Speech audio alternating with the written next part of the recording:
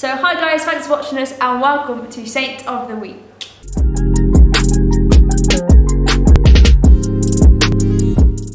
So this week's Saints of the Week are the English Martyrs. Now there wasn't just one, there was 40 English martyrs who died in between the 16th and the 17th century, which is the time of the Reformation, where in England it was actually illegal to be Catholic.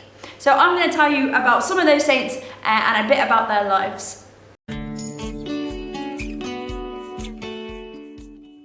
Saint number one is Saint Ambrose Barlow. Now he was born and raised as a Catholic, and when the Reformation started, most of his family converted to the Church of England. However, he persevered and remained as a Catholic and actually discerned his vocation to be a priest. But as a priest, he refused to go into any hiding or to flee the country. So unfortunately, he was arrested and taken to the Tower of London, and he was executed there, and then they boiled his body in oil.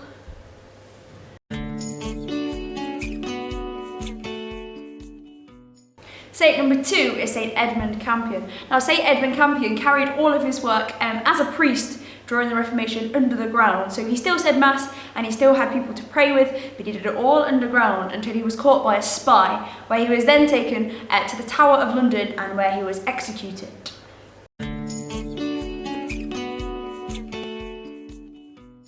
Saint number three is Saint Anne Lyon. Now at the age of 23, she became a Catholic with her two brothers, and during the Reformation she used her house to hide priests. So she had lots of places in her house where they could hide, and she would also invite people round, her neighbours, to celebrate Mass. But unfortunately, someone noticed large crowds gathering in her house and told the police, which meant her house was raided. She was also then taken to the Tower of London and was tortured and executed. Saint number four is Saint Margaret Ward, and she used to visit a priest daily in prison. He had been caught, he had been arrested, and she visited him every day. And at first, the police would search her to make sure she wasn't bringing anything bad into the prison. But eventually, she visited so much that they just started to let her in. So one day, she snuck in rope, and her plan was to help the priest escape the prison. And they did successfully. However, the priest got away, but St. Margaret Ward got caught. She was then arrested, tortured, and also got executed.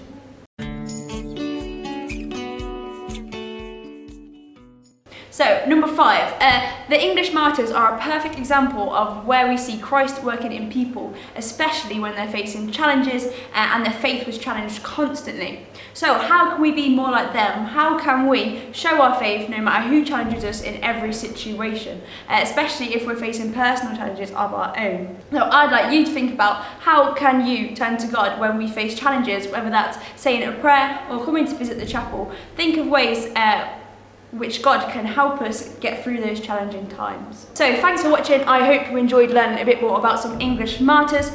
Make sure to subscribe and give us a thumbs up, and we'll see you soon.